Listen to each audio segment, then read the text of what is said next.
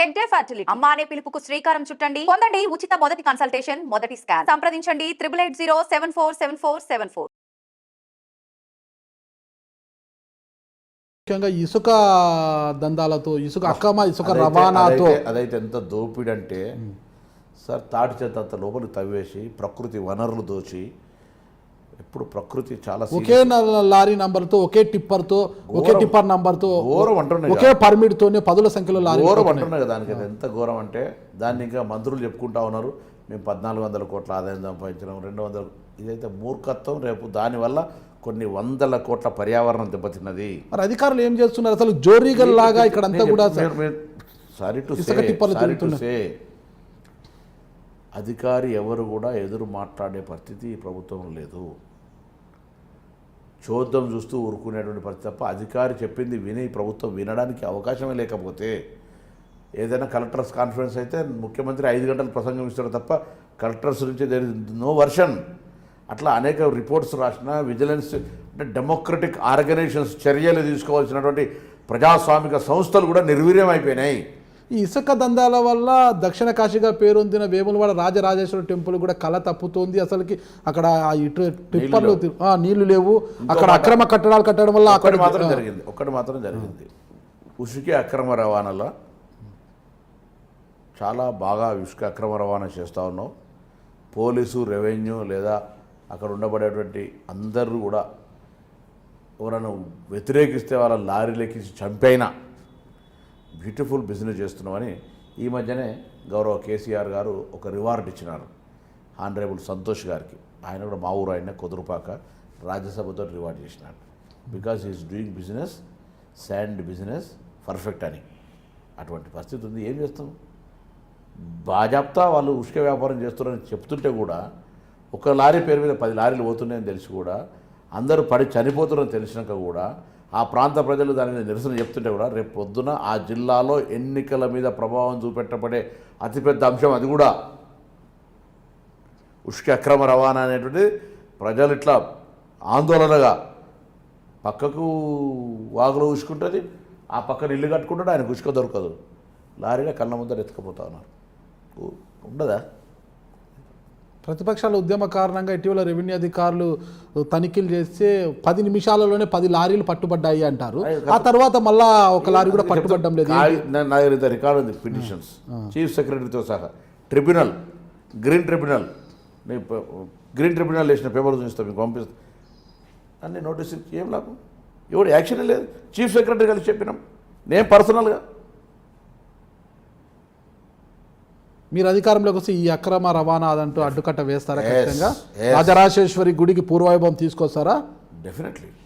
ఇలవెల్పు ఎప్పుడు నాకు రాజరాజేశ్వర స్వామి చేయించుకుంటే మాత్రం అంత విశ్వాసం ఉంది. మేము రాజరాజేశ్వర 100 కోట్ల రూపాయల నిధులు మంజూరు చేస్తున్నామని ప్రకటించారు కదా. రాజరాజేశ్వర స్వామి దగ్గర నా ఒక సంకల్పం, ఆ సంకల్పం నెరవేరాలంటే భగవంతుని ఆశీర్వచన కూడా ఉండాలి. తిరుపతి లాగా అనడం కంటే వేములవాడ దేవాలయానికి వచ్చే భక్తులకు కూడా ఆ దేవాలయ పక్షాన్నే ట్రస్ట్ రూపం లోపల ఏర్పాటు చేసి, మామూలు రోజు 500 మందికి ఎంతో భోజనం పెడతారు. అన్లిమిటెడ్ ఎంతమందికి వస్తే అంతమందికి నిత్య అన్నదాన సత్రం ప్రారంభించాలి. యావత్ తెలంగాణ భక్తురాడికి వస్తే ఎవరు వస్తాడు తినాలనేది నా సంకల్పం.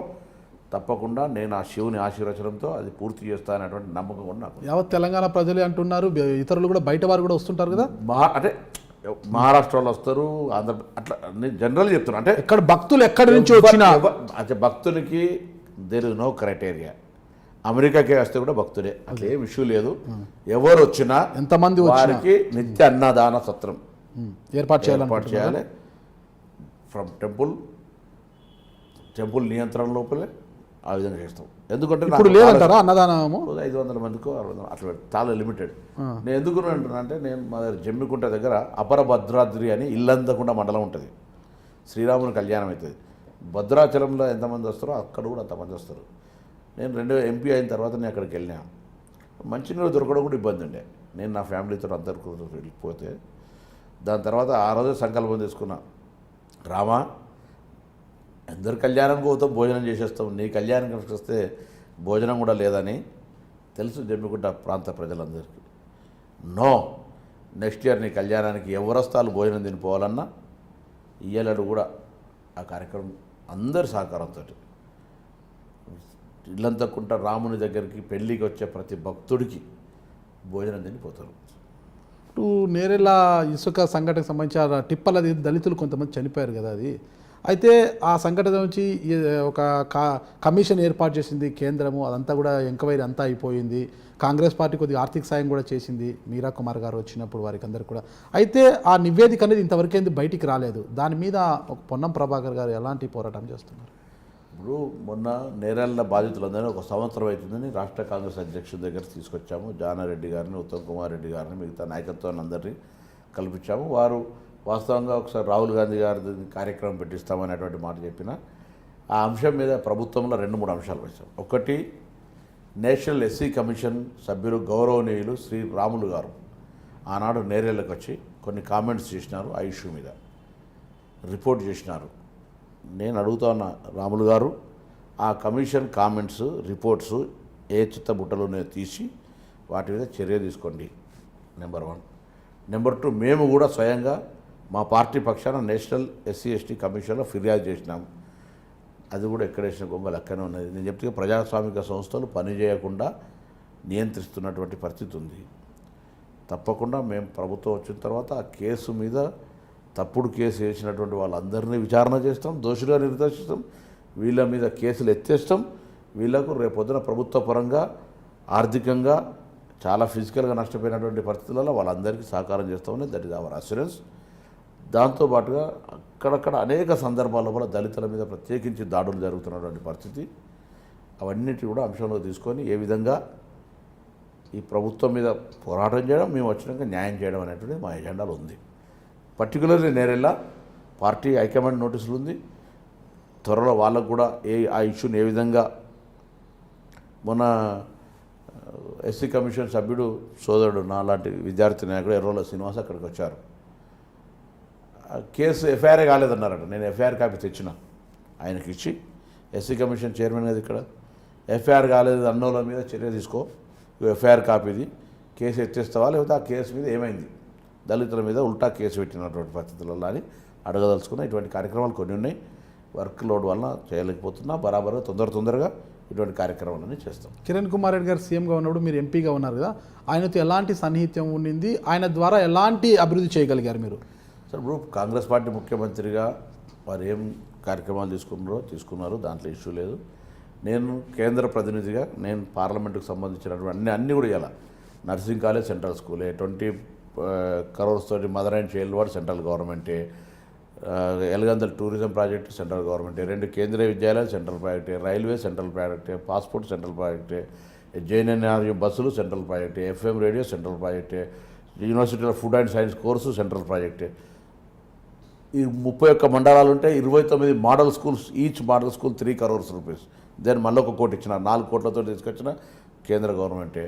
సో రాష్ట్ర ప్రభుత్వానికి సంబంధించి నేను ఎక్కువగా తెలంగాణ అంశాల వారిగా ఉన్నటువంటి ఘర్షణ కారణంగా నేను మా ముఖ్యమంత్రిని ఎక్కువ కలిసి విజ్ఞాపన పత్రము కానీ అవకాశంగా నాకు లేదు. నేను ఎప్పుడు రాష్ట్ర రాజకీయాలకు సంబంధించి పెద్ద నేను పట్టించుకోలేదు. కిరణ్ కుమార్ రెడ్డి గారు ద్వారా నేను రాష్ట్రాన్ని నా జిల్లాకు తీసుకొచ్చినటువంటి అంశం ఏమి లేదు.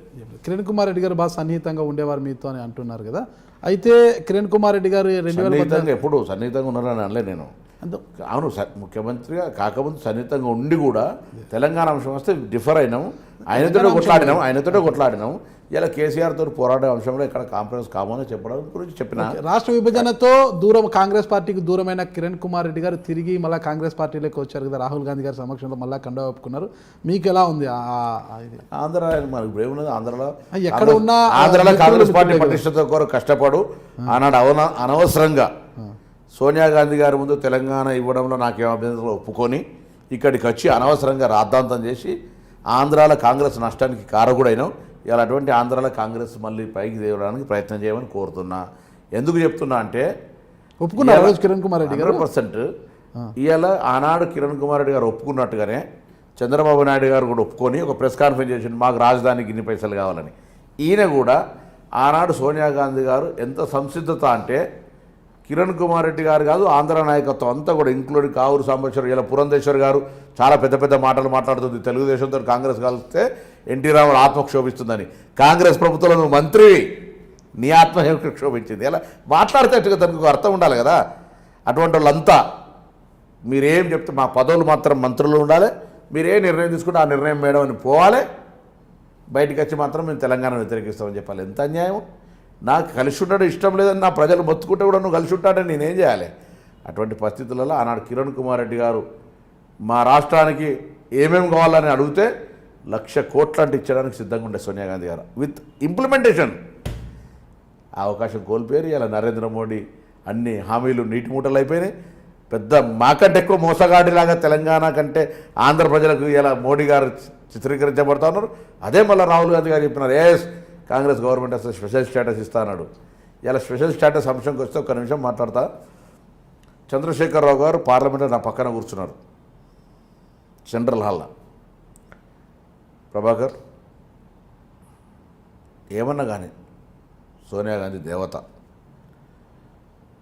మీరు మళ్ళా చెప్పాలి, తెలంగాణ 10 జిల్లాలతో కూడిన తెలంగాణ, హైదరాబాద్ మీద కేంద్ర పాలిత ప్రాంతం లేకుండా, ఆదాయంలో వాళ్ళకి వాటా లేకుండా తెలంగాణ రాష్ట్రం ఏర్పడి వాళ్ళకి 5 ఏళ్ళైందే 10 ఏళ్ళు ప్రత్యేక హోదా ఇచ్చుకున్నా మనకేం పర్వాలే అన్న మాటలు తప్పైతే ఈ హరీష్ రావులో వాళ్ళు వీళ్ళు అడుగుతూ ఉన్నారు. అరే మమ్మల్ని కాదురా పోయి అడుగుడు, ముందు పోయి మీ కేసీఆర్ ఈ మాట అన్నాడా లేదా అడుగు అని చెప్పినా నేను చాలా గట్టిగా. కాబట్టి అటువంటి పరిస్థితులలో ఆనాడు కిరణ్ కుమార్ రెడ్డి గారు ఏం అడుగుతే అది ఇచ్చేటువంటి పరిస్థితి ఉండే, అవకాశం కోల్పోయారు. రేపు రాహుల్ గాంధీ గారు వచ్చినాక స్పెషల్ స్టాటస్ కావచ్చు, ఇంకేదైనా ఆంధ్రప్రదేశ్కి న్యాయం చేసేది కాంగ్రెస్ పార్టీ. మా విభజన హామీలను కూడా అమలు చేస్తారని మొన్న చెప్పినారు.